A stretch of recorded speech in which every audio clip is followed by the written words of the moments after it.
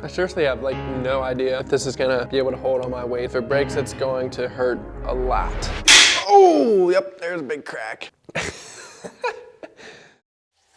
Building a rocking chair has to be any woodworker's biggest nightmare. There's so many different complex joints and angles that you have to work out and make right.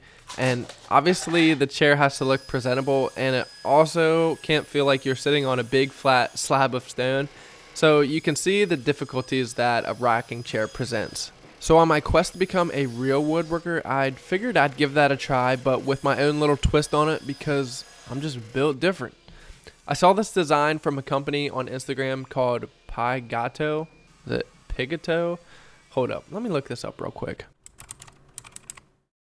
Pigato. Okay, Pigato. That makes more sense.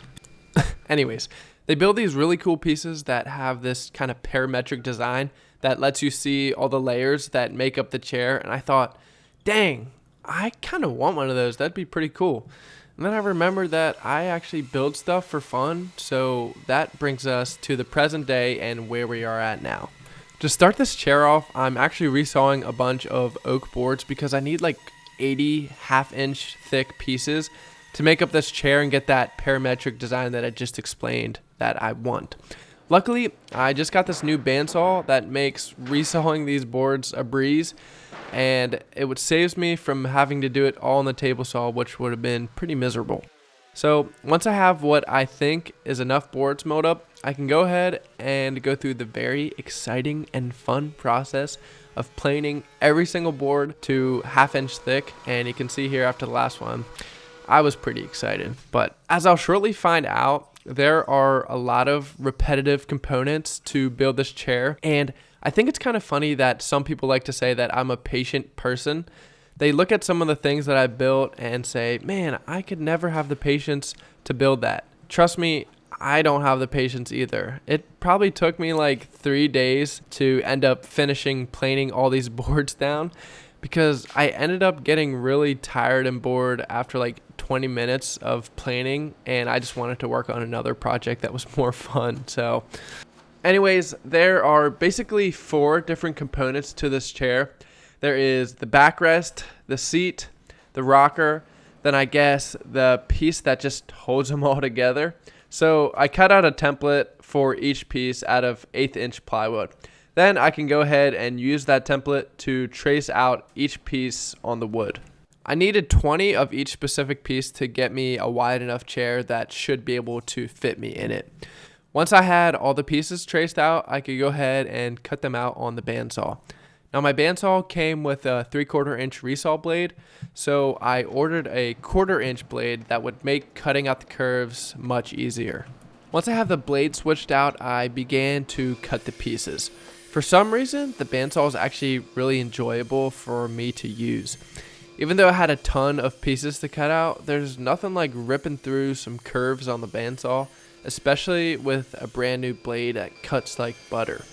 It's also really lucky for you guys because now I can't sit here and complain again and tell you how long this took and how boring it was and how you have to feel bad for me, even though this was my choice to do. Eventually, I got all 4 sections rough cut out on the bandsaw, and the next step is to template route them. And I got this new flush trim bit that I was honestly pretty excited about. So they say that bigger isn't always better, but in this case, I gotta disagree with that. So even though my old router bit it's average, maybe even slightly above average, I had a ton of routing to do, and this little guy just wasn't gonna cut it anymore. Plus, my new router bit that I got is blue. I mean, how cool is that? I remember when I bought this, I had an option to get a normal gray or silver one, or pay just a few extra bucks to get a blue one because it had this protective blue coating on it. And I honestly have no clue what the coating even does, but I just thought it looked sick. And that's really all the justification I needed to get the blue one. I found this double-sided tape to attach the templates to the wood, and this was a game changer. I used to put blue painter's tape on both the templates and wood, and then use CA glue to attach them together. Now, if I used that method here, I would have had to done that 80 times for each board. Plus, since I used 2 pieces of tape on each board, it would have been a total of 160 times. Not only would I have used an entire bottle of CA glue, but I would have just wasted so much time because it would have taken so much longer. So luckily I found this tape. It definitely saved me for sure. After I finished routing each piece, I could begin to attach them together. I didn't really have a great method to do this because it's not really like I could use any clamps or anything to attach these pieces together since they had such weird curves and angles. So I had to find another way to join each board. And that other way happened to be using a little bit of CA glue and wood glue and using my hands as clamps until the CA glue hardened. So I set up this piece of MDF with a little bit of tuck tape on it that would allow me to glue these pieces together like flat and evenly. The tape would stop the CA glue from sticking to the MDF and allow me just to kind of pop the wood right off after the CA glue hardened.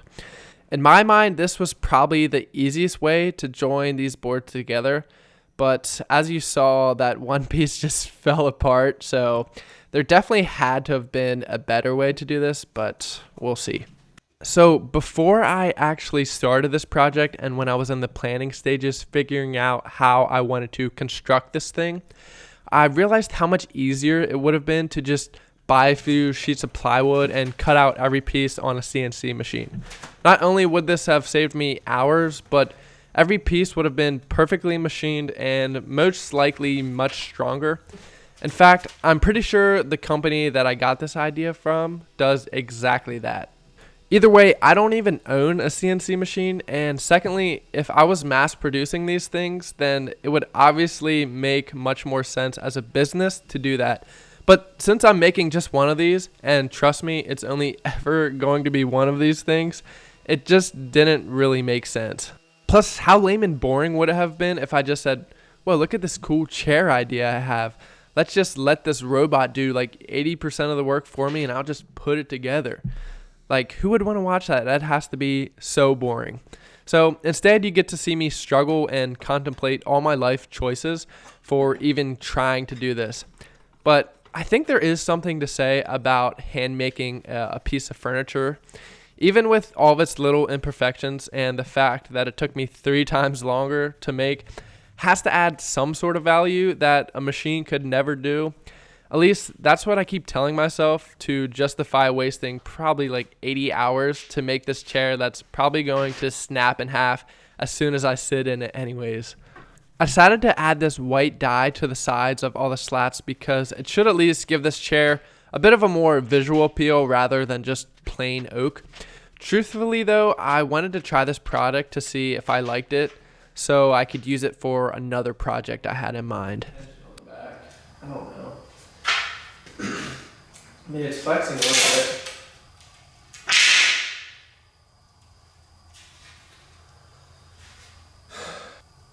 That's probably not a good sign, if I had to guess. Oh. So even though my little test that I did failed pretty horribly, I had no other choice but to keep moving forward because there wasn't really much I could change at this point. I just had to hope that the spacers and the screws and glue that I was planning to use to construct this thing was going to give it a lot more strength. So temperament is definitely at an all-time low at this point, but hey, we're running on hopes and dreams, baby. So these pieces here are going to be cut down into tiny spacer pieces to space the slats out and get that parametric pattern. I figured it would be much easier to dye these pieces now before I cut them into tiny pieces. And for once, I am actually thinking ahead here, and I made a pretty good decision to do this because this would have been pretty annoying. Once the dye is cured though, I'm going to get my crosscut sled out and start cutting these into small 1/2-inch pieces. I need about 100 of these since I will be using 5 per space. The spacers were tearing out a little bit and I tried to use some painter's tape to prevent that, but it really didn't make a huge difference, so I kind of just stopped doing that. It wasn't a big deal really either because I just took some sandpaper after and knocked down all the sharp edges. Since I was done using the templates I made for routing, I figured I could reuse them into helping me align the spacers in the same place for each section. I laid them out very calculated and scientifically, as you can see there, and I taped the templates together so I could cut out the holes where I wanted the spacers to go. I know that hardly could have made any sense at all, so allow me to demonstrate. So I'll lay my template on the slat, and then I can attach all 5 spacers evenly, and then I can go ahead and remove the template and repeat that 90 more times until I have a chair or something that resembles one at least.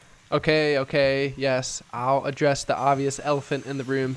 You can't even sit there and act like that animation that I just showed wasn't pretty cool. Just take a second and appreciate it for me, because it probably took like an hour to figure out how to make that 10-second video.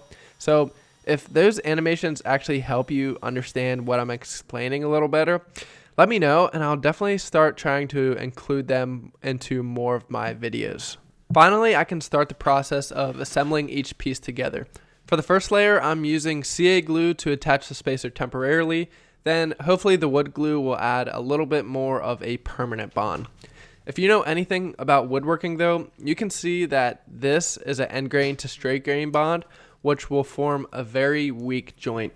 As I start to stack a few layers, I'm going to come back and pre-drill 2 holes in each spacer so I can add some 1 3/4 screws. Since there is a spacer laid out on each joint of the slats, I'm hoping this screw will add a much needed strength to this chair. So I actually did the math, and I used 10 screws per layer, and I screwed together a total of 18 layers. So if you multiply that together, you get a total of 180 screws. So that means if this chair breaks when I go to sit on it, at least one of those 180 screws will probably go right into my back. So that's not really fun, but it's really the only chance I have for this chair to be even sittable. Sittable? Is that right? That can't even be a word, but I feel like you get what I'm trying to say.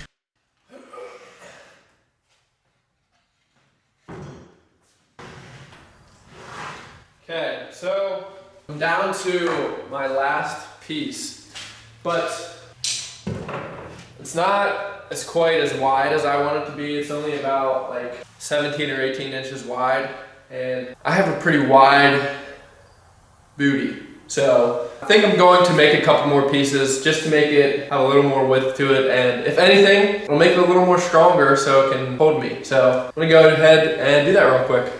So in the beginning of the video, I showed that the thickness of the slats were just a bit under 1/2 inch, and I said it was really no big deal, but it actually caused me to lose about 2 inches of width for the entire chair. And like I said, it wasn't quite wide enough for me or really anyone to sit in. So here I am cranking out about 3 or more chair pieces that I can add to it to get the width that I want. This was definitely kind of annoying to me because remember what I said about my patience and my lack of it? At this point, I just wanted to sit in the chair, but I promised myself that I would wait to test it until it was completely done. I think there's a difference between patience and just taking the extra time to do something right. So that's what I'm doing here. For the last piece, I had to attach the screws from the side that was going to be visible, and I wanted to hide the screw holes, so I used some CA glue and I sanded down this sorry version of a dowel and used that to plug all the holes I made. This was definitely not necessary, but it obviously bothered me enough to do it anyways, so that's what I did.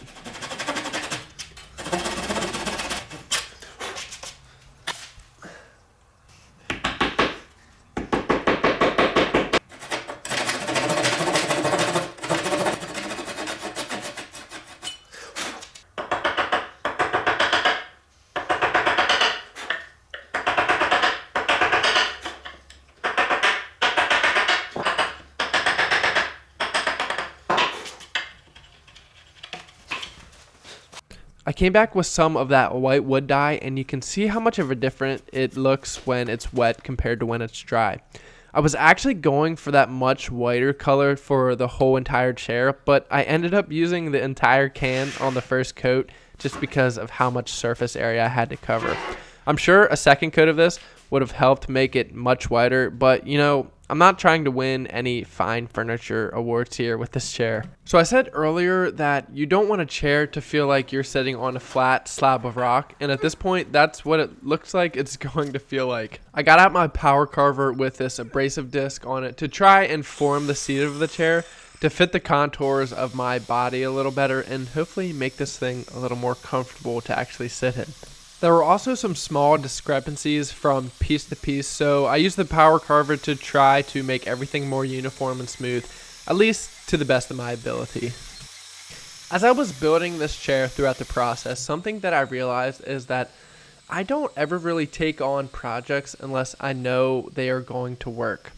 This was the first piece of furniture I built where I gave it about a 50-50 chance of it actually being functional.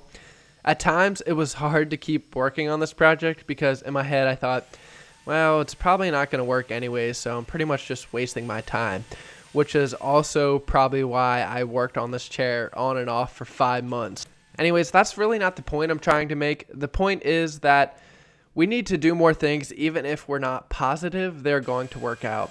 I feel like we can often take the safe route in life, but through this project, I realized sometimes you just have to go for it. So even if this chair breaks, I'm pretty glad that I took on the challenge to build this. At this point, there's only a few things left to do. I hand sanded the chair with a soft pad to get in all the hard to reach places that I otherwise would not be able to get into. Then I used some water-based polyurethane and my little spray gun that I have to seal this chair up. And finally, we can get to the moment everyone's been waiting for, and we can go ahead and test this thing out. All right. Moment of truth. Seriously, I have like no idea if this is gonna be able to hold all my weight or all. Pretty much only one way to find out. I mean, if it breaks, it'll at least be funny, I guess, so we'll have that. If it breaks, it's going to hurt a lot. All right, here we go. Here we go. Okay. Okay. So far, so good. I'm gonna put some weight on it. Oh, there's a little crack. Oh, okay. Let's lean back.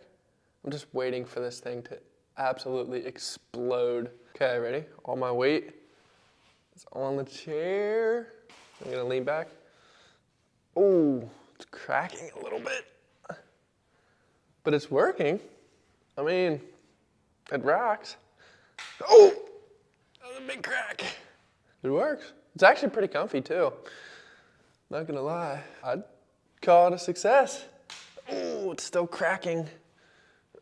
I'm just waiting for this thing to just put me right on my butt. Kind of want to like push it to the limit, see how much weight it can hold before it'll break. It's actually pretty impressive, honestly. I feel like the headrest could be a little taller, but like for a normally sized human, it probably would fit a lot better. I mean, I'm like 6'3", so plus I have a really long neck, so like my head kind of fits over the top, but for like a normal person, it probably like perfect, but it's comfy.